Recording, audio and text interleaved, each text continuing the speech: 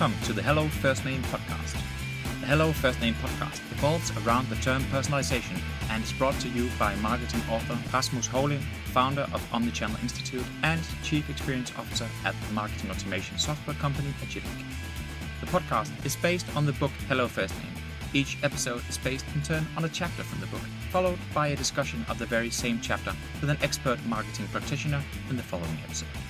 As always, you can buy the book on Amazon or other bookstores. You can also choose to listen to it all for free on your favorite podcast service.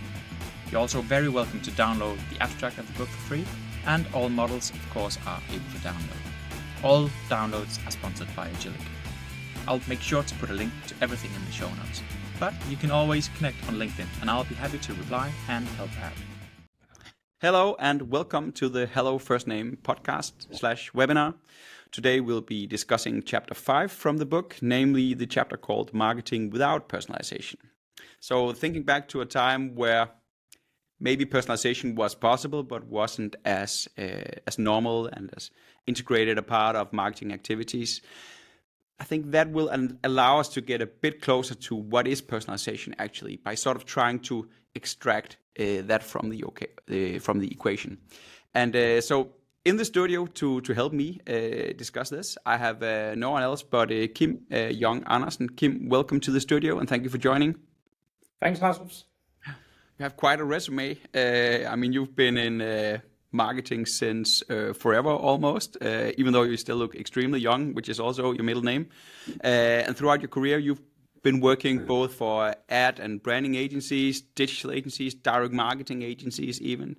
And I think worth mentioning that you're the man behind several award shows, such as the ever-popular Danish Digital Awards. But in your own words, can you tell us a bit about yourself and your career? Mm-hmm.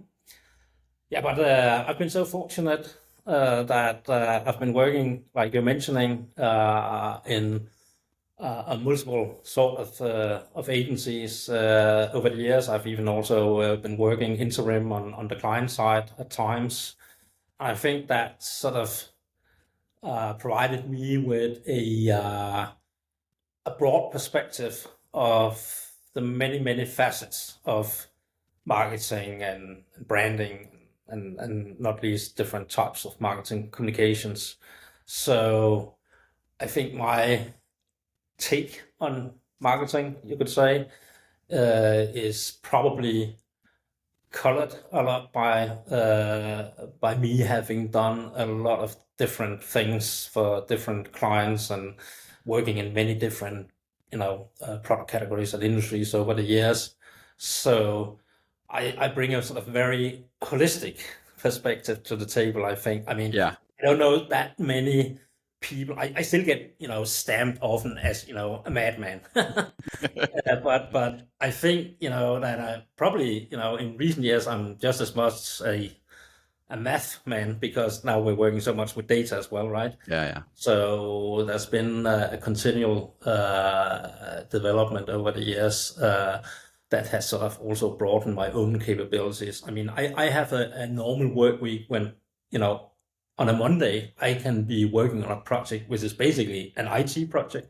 And on a Wednesday I might be working on doing some kind of strategic planning for a brand, and on a Friday I might be down to the nuts and bolts of devising a campaign or working on the UX on a mobile app or whatever. So I have a really sort of very diverse work week, I would say. Yeah, which is actually why I thought you'd be the ideal pick for discussing this one, because I think it's fair to say that you've experienced marketing from, almost all conceivable sides.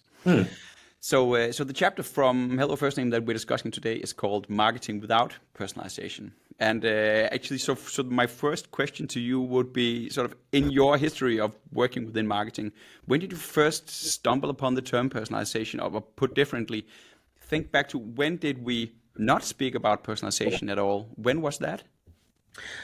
I think in the early days, I started my career in sort of the mid-90s, right? Back then, we were, of course, talking about segmentation of different target audiences. And I think also in the late 90s, we began to talk, about at least a vision of doing one-to-one marketing. And that was sort of within the sphere of what was then called direct marketing, or dialogue-based marketing. Yeah, permission marketing and Exactly. database marketing. And it was actually very much based on doing surveys. Yeah. So you had a physical survey schema that you sort of put out to people by physical, slow snail mail. And then, for whatever brand, then you ask these people about, you ask them certain questions that would sort of give you an idea of who are these people, what are their preferences, what are their attitudes towards the brand and the product offering, all these types of things. Then you would put them in a database. Yes. And from that database, you would then do segmented mail campaigns. And I'm not talking about email campaigns. Back then, it was physical Direct mail. mailings, right? Yeah. So it's always been there in my career, but personalization, I think, I probably first heard the term, I don't know, 7, 8 years ago, because that was when, big tech, especially when we were talking about advertising on so many platforms like, Facebook and so on, when they began to sort of let us personalize advertising at scale. I think that was when I heard it first. It was actually more in the space of, digital advertising than it was in the old sort of direct marketing category. Which is actually kind of funny, because I've seen a lot of direct marketers looking at advertising and saying that's not real personalization. That's only segmentation, or personalized advertising is only segmentation. And then, of course, there was the whole sort of, I would almost say, reawakening of the CRM discipline. Yeah. Sort of, when Salesforce became really big, and you had also other contenders in that space, and we began to really be able to sort of do segmentation operationally on a large scale, also having many permissions to work with and so on, be able to also couple those, user profiles with actual data from ERP systems like SAP and so on, in terms of, what are they actually worth, these different user profiles in terms of sales and revenue and so on. Then of course that happens sort of in parallel. But I actually think where I've heard the term personalization the most is actually more in the advertising space. Yeah, interesting. Yeah. And whether that's because you've spent a lot of time there, or whether it is actually there where it's most prominent. But at least I feel the same way that you do, that so many different types of marketers are working with it. And they are, and no one is wrong necessarily. I think if you're getting your paycheck, or if you're sending invoices that says personalization on them, we're not the ones to come and tell you that you got it wrong. So taking it off in 2000, volume in terms of how much has personalization how much has that been monetized? Then obviously the big tech players like Salesforce, Adobe, Oracle, who have you in that particular space. Of course, project-wise, investment-wise, those are really big investments, right? But if you're talking about, sort of where is the level of monetization the biggest still, just look at the revenues that, Google and Meta are hauling. Oh, yes. And so it is still by far the biggest category, right? Yeah, I think you're right. All right, so it took off maybe in 2015, 16? Yeah, something like that. Yeah, so I think that's parallel to when I joined Agilic. When did you first come across this term? Yeah, that's a good question actually. I don't think I ever asked myself that. I have a hard time refraining from talking about. I think it was called different things before that. So we have like behavioral segmentation, even, or behavioral targeting and triggering. And I think now with the like after having done the book, I think that there are actually so many of the terms that we are using and that we have been using interchangeably that I find now to belong to sort of an umbrella term called personalization. So even excluding people from certain ads, I would even call that personalization, even though they would never experience that they were not part of an audience to be shown an ad in. So even that. So for me, it's not an either or as much anymore. It's more an Yeah. idea of which degree. And I think also coming to discuss today's topic about what is marketing if we take personalization away, I think we'll find that it's actually extremely hard to, at this point in time, think about how is marketing and what is left of the traditional marketing if we take away the I think that depends very much part. on which industry we find ourselves in. Oh yes. I think that I work a lot and have been working a lot with the consumer packaged goods, Yeah. FMCG, over the years, and for those guys, personalization as compared with what you do if, let's say, you are a B2B brand that is dependent on lead generation and so on, then the whole FMCG play is still somewhat different. Of course, you also have some FMCG brands. Wibroe diapers comes to mind. Yeah. High involvement products. Who does these kinds Pet of food. customer clubs where they have actual consumer data on the individual level, but a lot of consumer brands in the FMCG space, they don't really work to that level of personalization that you see with certain retailers where they have loyalty programs or for example with B2B lead generators. I was doing a talk actually at Nestlé at some point, I think half a year ago or something like that, and they have many consumer packaged goods. So for instance, KitKat, and I find it extremely hard to see how KitKat, the brand owners, the brand managers there can basically do anything well with personalization, unless targeting the retailers as opposed to the end customers. Yeah, Whereas exactly. the ones that you say exactly are working with like high involvement products, so that could be like pet food or diapers or anything for small kids. Everything where there's a high degree of involvement will enable the brands to create a lot of first party data, thus being able to fuel those personalized I think conversations. it also depends very much on what if you're still in a play as a brand where you need to increase penetration and you still have a lot of growth potential. You of course tend to focus a lot on bringing in new customers. Yeah, and By definition, if they're new customers, you don't have any prior knowledge necessarily. These people, if we don't know them, how can we personalize? right?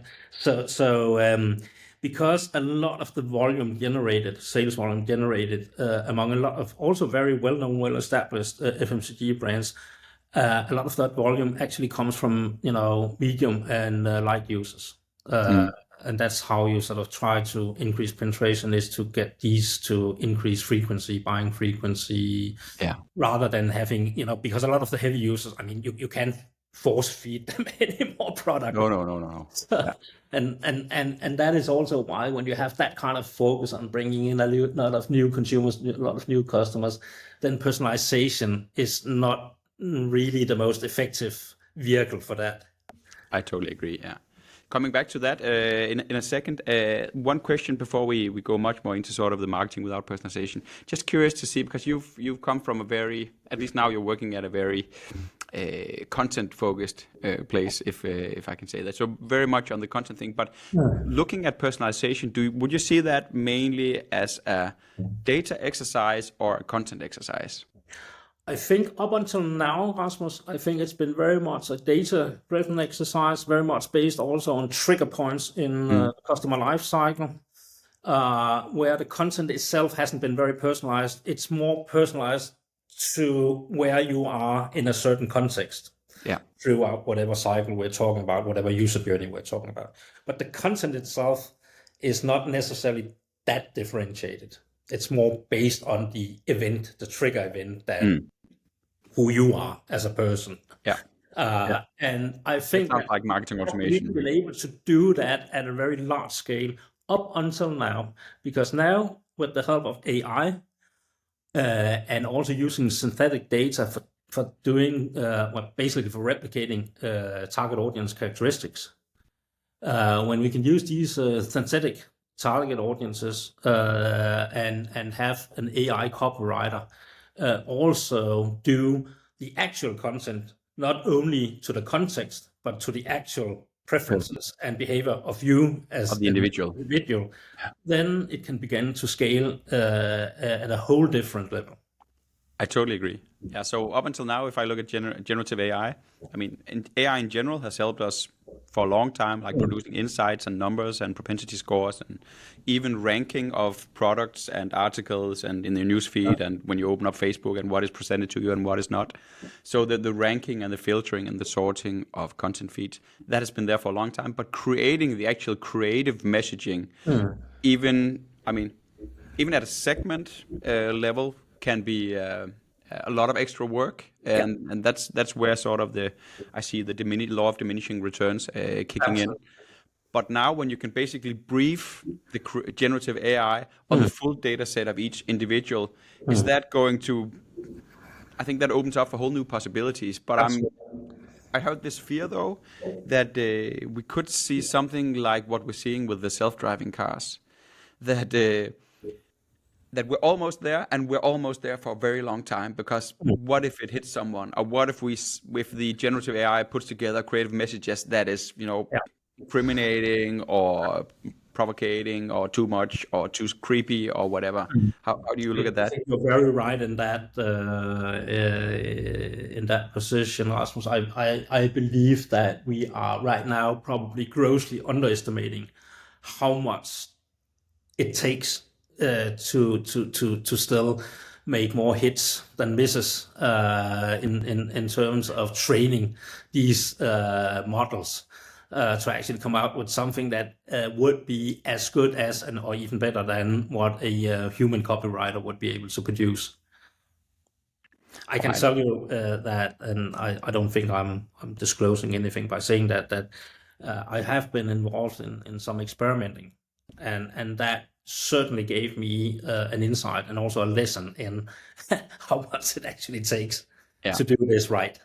Yeah. I think I saw I think it was like a small YouTube video about a team that were putting together a creative ad with the help of generative AI. Yeah. And of course, the generative AI helped them greatly to put together fantastic stuff. But I mean, it was still an intense amount of work to do all kinds of generative AI producing the backgrounds and the filters and putting together all kinds of videos and text and images and so on. So it wasn't as if it like took the job out of their hands. It just enabled them to take it so much further than they normally probably would have. To be frank, Osmos, I think maybe for the next 3, 4, 5 years, then that's how it's going to look like. We are going to use AI as an assistant. It's not going to really sort of be a 100% substitute for a lot of the thinking that still needs to go into creating these different pieces of content. However, we do see some examples, really good examples already out there. I mean, one of the nominated cases for the Danish Digital Award this year was from a real estate broker. I remember that. Yeah, exactly. I think it was Dan Bolig. Yeah, I think it was. And they had been working together with their agency to actually create an algorithm based on a large language model, which could then, they could brief about, this piece of property resides in this neighborhood, and it has this number of rooms and all these, factual things. The properties then on you the could actually property. go in and pick a target audience, and then get the AI to actually write, some more, what could you call it, lyrical prose, to sort of really describe how nice it would be for that audience, particular audience, to live in that neighborhood, in that particular house, right? Yeah. I was quite impressed by that. Glimpse. I think it's still early days, but it was a glimpse into the future. All right, let's go into so in the book, in Hello FirstName, I sort of envision, or I made up or constructed this kind of equation where I say that personalization is something that can add an extra effect or a booster to what you're already doing, supposing that what you're already doing is working. So really sort of saying that the value you'd get from personalization would be a function of how strong your value proposition is, with the sort of with the frictions and the upsides and the downsides of that, combined with the reach that you're able to get through your communication, combined with the format with which you're presenting, the creativity and also the cost and the downsides needed to produce that. So zooming a bit in, maybe first on the value proposition part. What do you see the power of the value proposition, or how much does the value proposition mean for the potential effect of doing personalization later on? I think if you take that equation, I think that's by far the most contributing factor to the result. And I think this because that's how you see that people are getting onto whatever you're offering is if they feel that the value proposition is relevant to them to the degree where they feel, okay, this is really for me, then I think that's almost front and center. Yeah. Then the other stuff is more a matter of execution on how do you actually then present that proposition in a manner that will, create breakthrough or some kind of cut through communication wise. But I think the value proposition is front and center, by far the most important variable in that equation. Also because it's on the value propositions that, at least to my beliefs, that you should segment, or rather the other way around, the different segments that you work with, different audience you work with, they should actually have a differentiated value proposition. That's where it's also, I think it's the most impactful, but it's also that variable where you can, in the most meaningful way, create a distinction between the audiences. So to which extent can personalization actually then make it up for a value proposition that maybe isn't super strong? To which extent can it make up for that? Some degree of personalization that is based purely on timing, some kind of trigger event. I don't know, you and your wife are having a second child or whatever. Yeah. What that might lead to. I mean, that you have these use cases where it's the timing itself that overshadows almost everything, because that's where certain products become more relevant simply. Yeah, I guess the moment that you see a positive pregnancy test, then, I mean, your life is changed from 1 minute to the other. These moments, of course, that can trigger something where the timing itself is everything. But on a more sort of day-to-day basis, I think value propositions work stronger.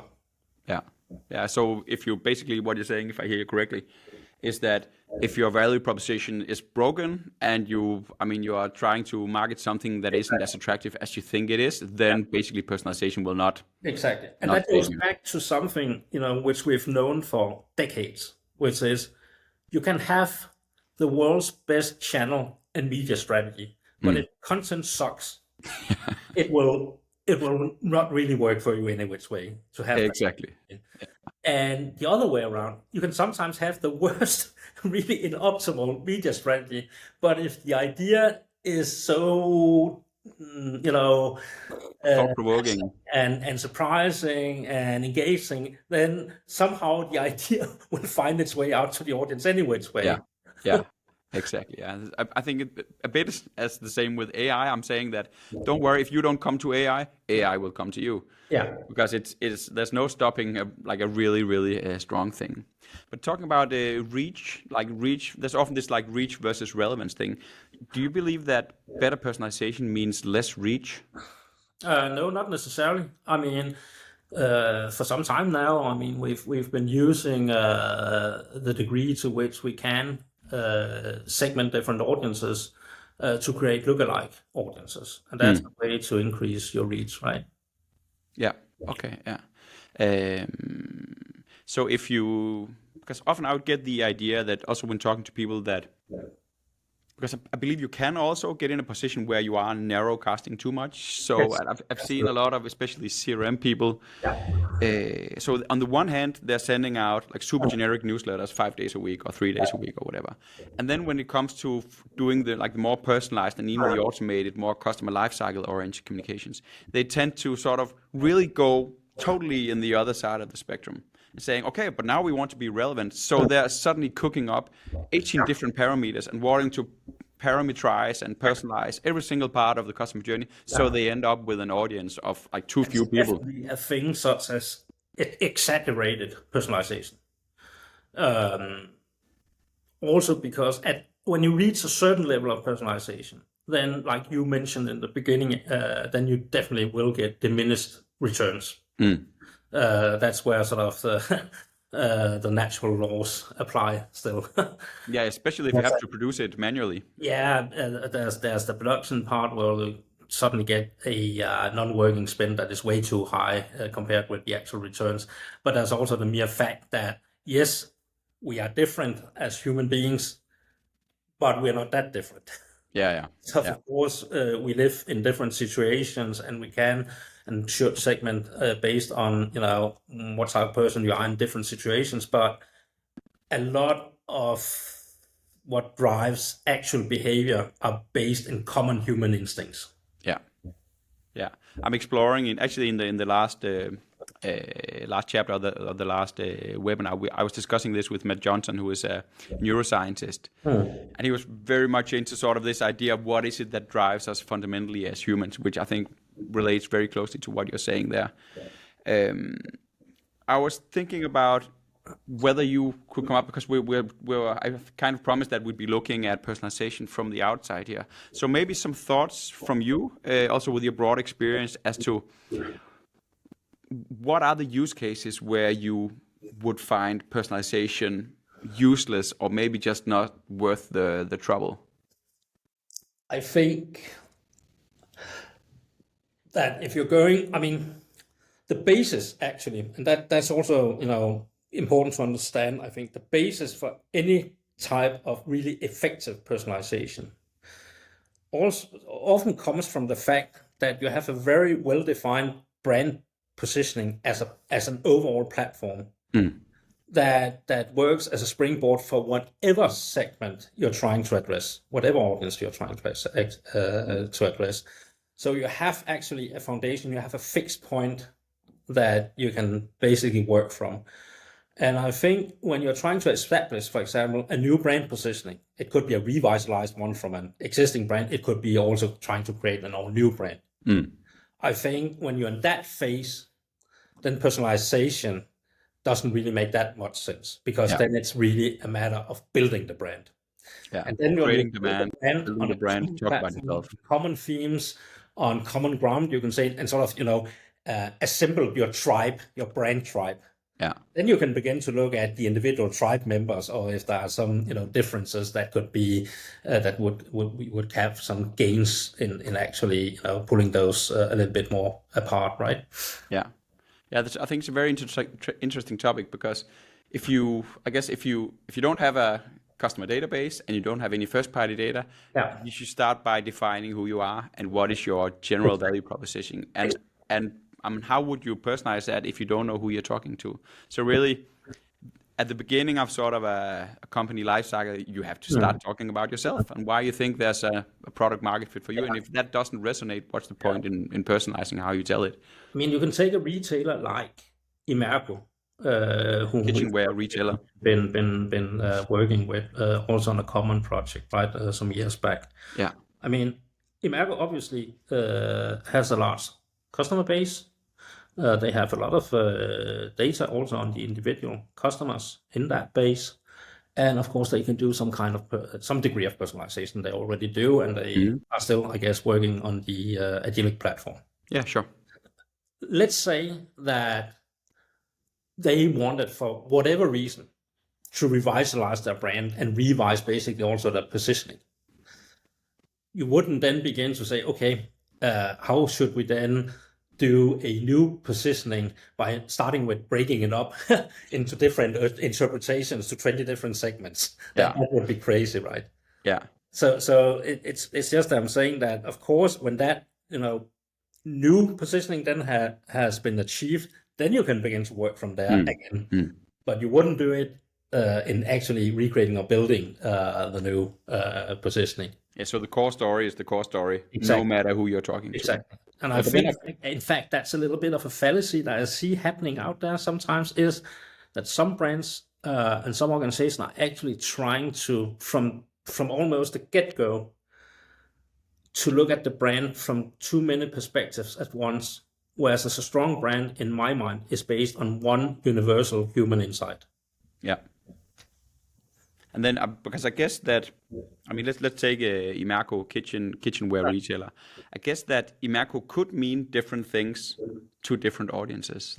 I guess someone would be looking at IMHO and saying, okay, this is the brand that is helping me lay the perfect table for a romantic dinner or whatever. Whereas other would be looking at them and saying, okay, this is the retailer that helps me, put goods in my kitchen drawers and stock up on practicalities and make sure I can squeeze whatever fruit that I get in the vicinity of. And now that you're mentioning those types of how perceptions, right?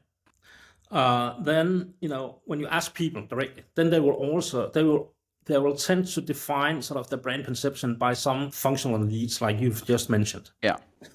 And that is all good, because that you can use for later segmentation. But in building the brand or refining the brand or whatever, then you need to build the emotional bond to the brand itself and not to the product categories or the actual users of the brand and so on. Then you need to have a brand built on some kind of emotional affinity. That means you have to define what does the brand stand for across all these different use cases. What are the common denominators? Because the common denominator is what makes you appeal to so many different segments that you can build a volume business. Yeah. Right. And for example, in a small country, as in Denmark, is then like our founder once said here at Wibroe Duckert and Partners, to begin with, if you want to become a really big brand in Denmark, then you start by acknowledging the fact that you have basically all the Danish population as a target audience. And then you can begin, of course, to work with segmentation from there. But you need to, if you really want to become big in Denmark, a country with only 6 million people, then you basically need to have some kind of offering or differentiated value proposition that appeals to, whoever out there. I'd like to think that sort of the Nordic companies and the sort of limited audiences that we have in the limited populations, that working with, I guess, both branding, but especially personalization and segmentation, that somehow that forces us to be extremely sharp and efficient, because if we're not, then simply it isn't worth the trouble. Yes, and I believe you're right. I mean, you can take some of the most famous retailers coming out of the Nordics ever. I still think they sort of set the golden bar for many. IKEA, Hennes & Mauritz, both Swedish. I mean, obviously, they appeal to many different segments. I mean, that's what makes them so strong, because, I mean, it's both poor and rich and everyone in between, basically. Yeah, super broad. I mean, it's not that because they have a value for money proposition that makes only people looking for a good deal going into an IKEA or an Hennes & Mauritz. I mean, you also have very affluent people actually buying stuff there, and that's just to say that it's because it has a very broad emotional brand appeal overall. And then from there, you can begin to target your communications to specific segments with with specific value propositions and offers. But it will always work better if you have the really big, broad base level positioning to begin with. But don't you think that then when taking these brands, let's take H&M for instance, and you take them abroad, I think you could say the same for Tiger.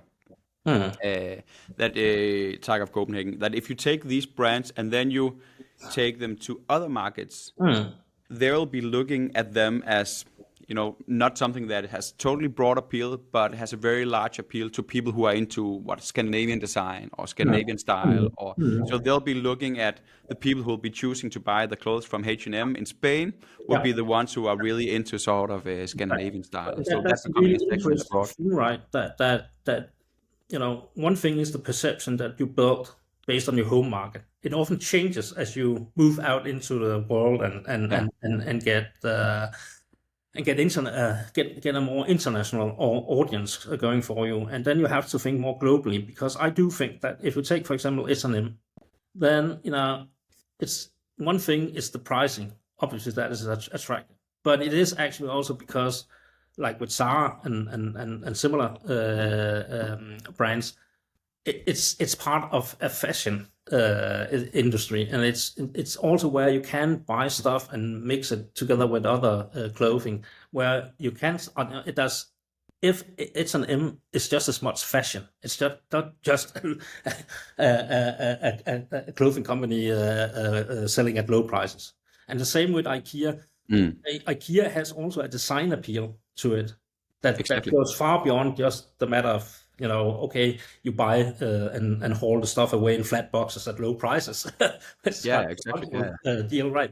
But to many people I've come across in foreign markets, it's actually what you mentioned, the Scandinavian design appeal, the minimalism and so on. I think it's fancy. Makes it work. Yeah. And that also just goes to show that, yes, personalization is definitely also part of how they have built their marketing operations. I mean, both you and I know they have very, very big marketing operations around personalized platforms. But they still come from what you have called the common denominator, and there is some strong emotional appeal that is drawing people in to begin with. And that is, I think, just so important to remember, that I think you can look at it like this. When you're building a brand or redefining a brand, repositioning a brand, then personalization is not that relevant, because then it's about creating, volume, appeal, high penetration, building basically also a huge audience. When you have that huge audience, then you can begin from that fixed point of departure to then segment and personalize your communications and your offerings.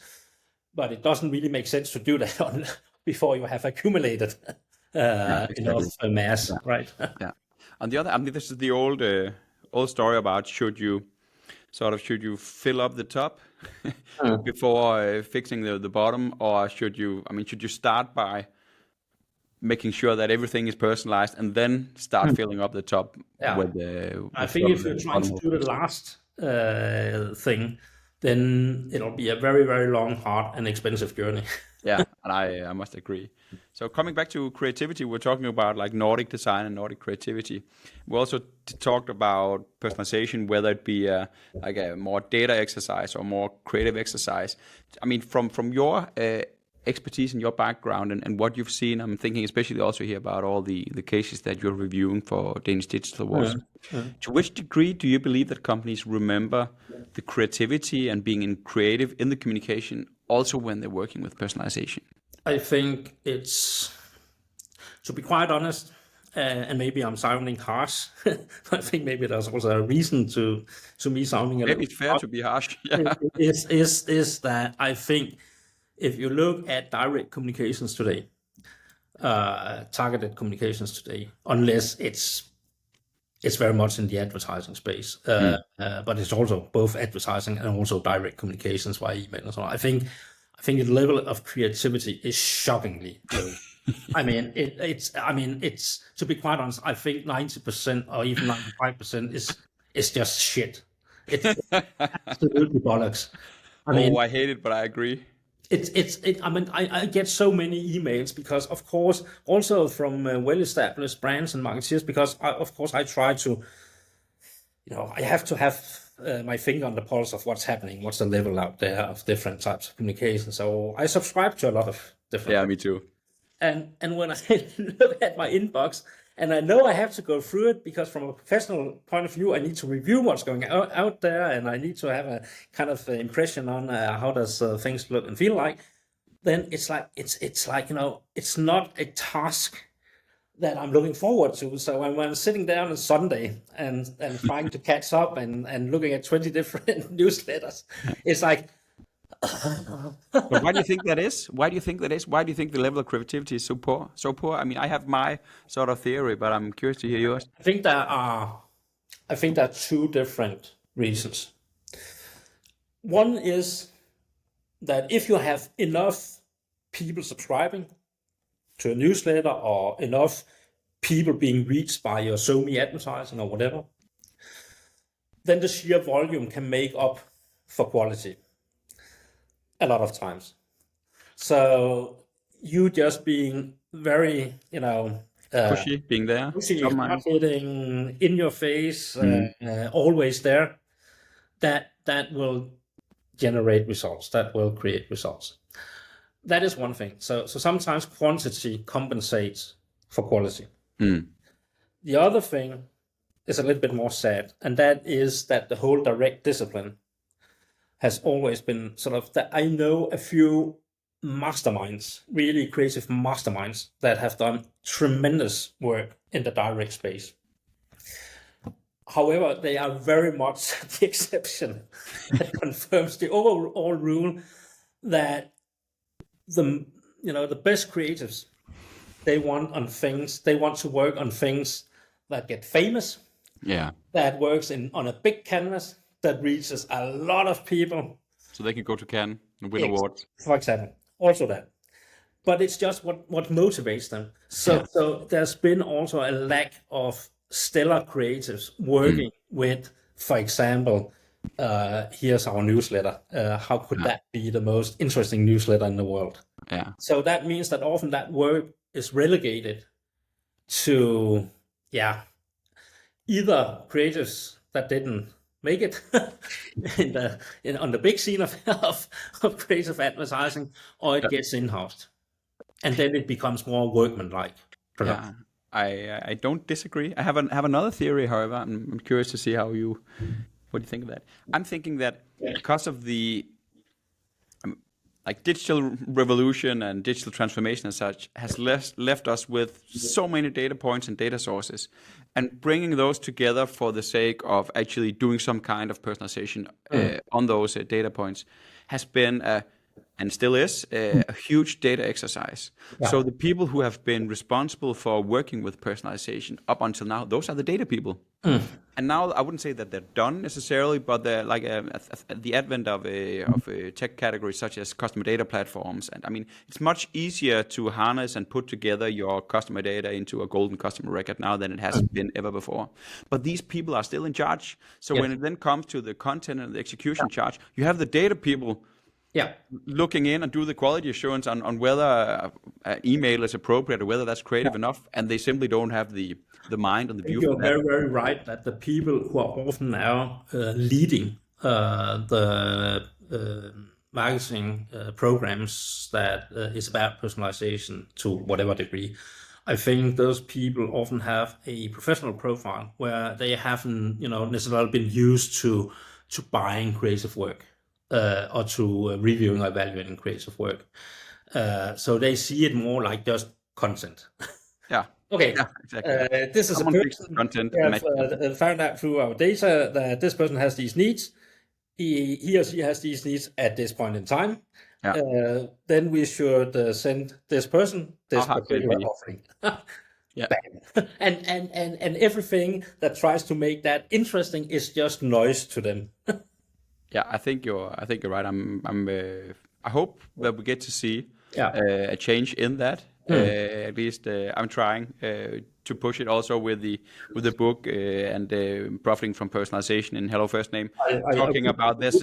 There's a reason for the content part of the bow tie to be equally big as the insight part. Absolutely, because I do think that the creative design and the creative ideation when it comes to a lot of direct communications today, and that actually also goes not just if we're talking email marketing but also so many advertising.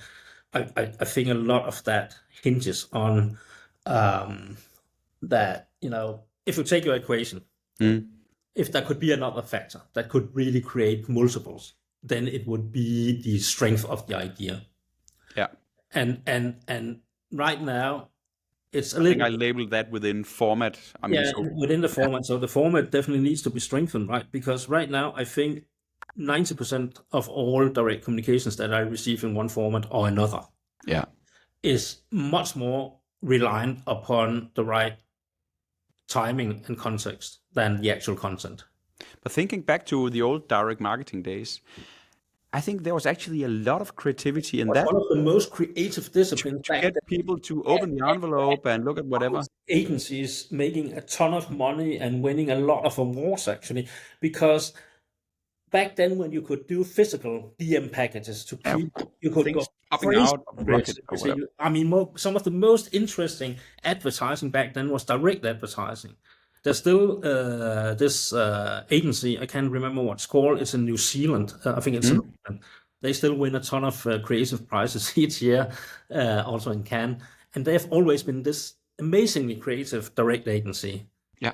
But it's very much because they insist on still working in the physical space. And as we've moved so much comms into the digital, into the online space, I think it's actually a little bit weird to me why more agencies, more marketeers haven't actually thought about, that leaves a big vacuum in the physical Huge, to do some really amazing stuff. And I think many more marketers, especially B2B and so on, should try and take a hard look at, yes, it costs a lot less money on sort of the upside to do a digital program based on, for example, emails and so on. Yeah.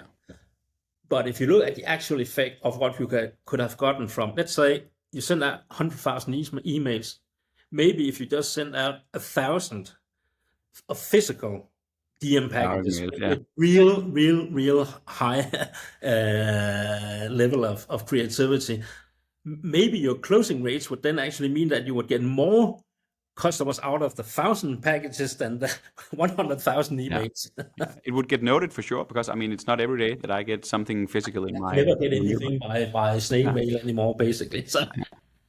All right. Coming back to sort of the value on personalization, do you believe that sort of the value that you create from personalization, is that mainly like short-term conversion value, or is it more long-term customer lifetime value for brands? How do you see the balance? It can be both, depending on how you've designed your personalization program, right? I mean, obviously, a lot of what happens in the personalization space is very, very tactical. So that's focused on the short-term result. Yeah. A lot of it is promotion-driven because it's designed to help increase sales this week. Next best offer as opposed to next best experience. But then, of course, if you begin to really work with your individual customer on the longer term, really beginning to understand that customer better and better, and also improving the whole customer experience for that customer, the customer experience that goes beyond just giving a good promotion. Yeah. Then I think it can also have some far-reaching consequences in a positive way, right? But I just don't see, to be quite honest, I don't see many marketeers work with sort of the long game.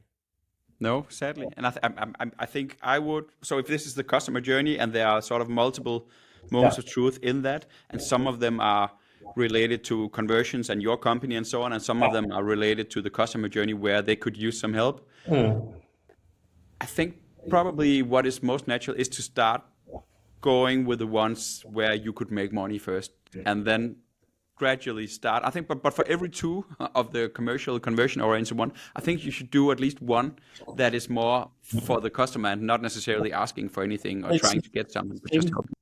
Dilemma, or it's the same sort of two-sided argument that you see between, how much should we spend on branding versus market activation stuff, right? It's the same thing here. If you really have a lot of companies, most companies, they are so sales driven. Yeah. That, for you to get, let's say that you have this actually a great idea for a program that would likely give you even more loyal customers in the long run. And let's say that basically costs the same, maybe even more, to build over the years than your short-term promotions. Then to get that grant to go ahead and do that investment as compared with, but if we just stick with what we've got, then at least we know that we'll have these results also next month and in the next quarter. It's just very difficult. I've seen an example, though, that I think that's probably worth mentioning. So I was speaking to Gibson Biddle. He's the former VP of product from Netflix. I spoke with him at a conference. And he was talking about this choice they had to make where people are on their, on the trial subscription and the date for the first payment comes. So should they sort of take the high road and let people know that we're going to take money from your card very soon? knowing that some people would find that as a reminder to actually terminate their subscription and not give the money, and thus Netflix would not get this. I think it was like accumulates like a few millions of dollars, so not a very small amount. Or should they take the high road, remind these people, knowing that some would cancel and they wouldn't get the money, but the impression that it would leave with the ones that actually were interested in keeping their subscription would make them seem extremely trustful and considerate, and if you don't taking advantage of the services, we'd actually rather not have you pay. And they chose the high road for this actually, and he couldn't really measure.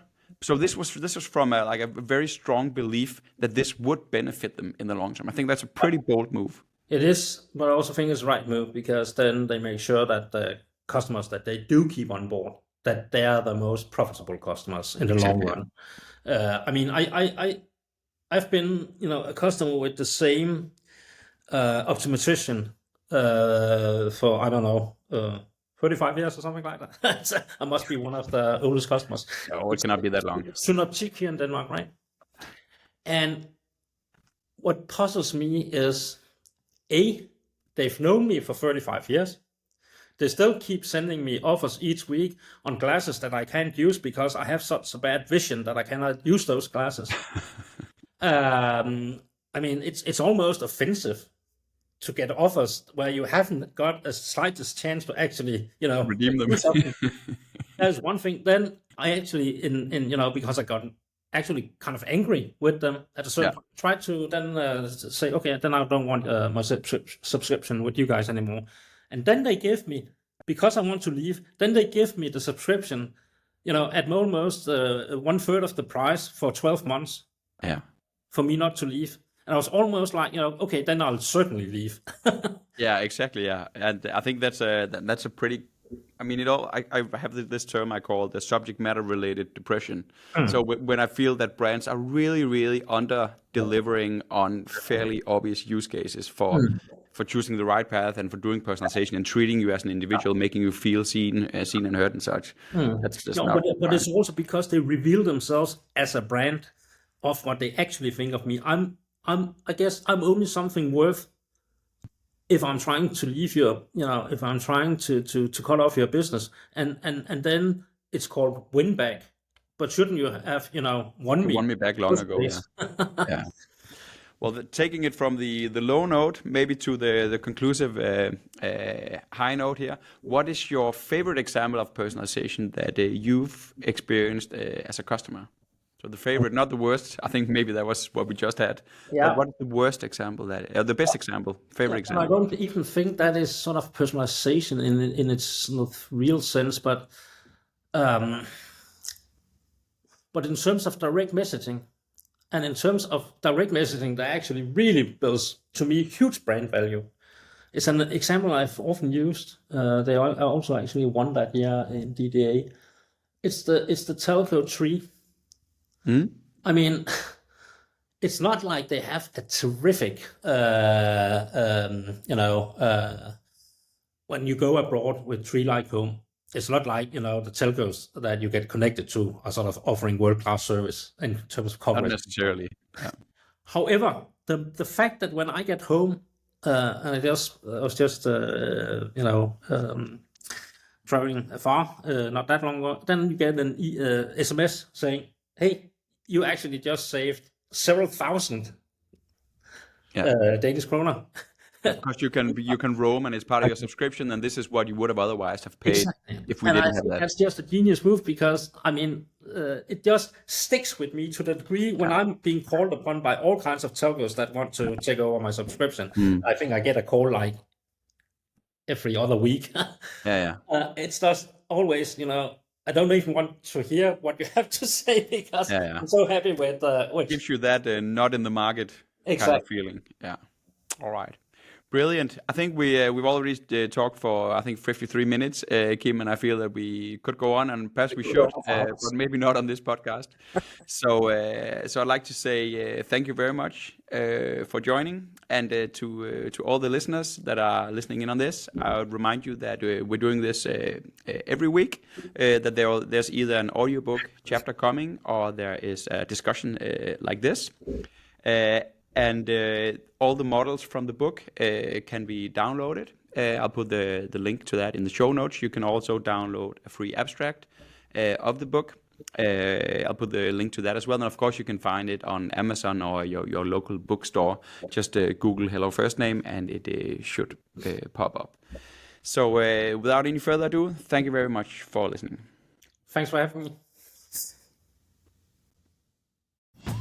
Thank you for listening in on this episode of Hello FirstName. Remember that all models and even a written abstract of the book are available for download. You'll find the link in the show notes. In our next episode, which is a classical audiobook chapter, we'll be moving into the core of the book Hello FirstName and the practitioner's model for personalization called the bow tie of personalization, which just happens to also be the name of the chapter.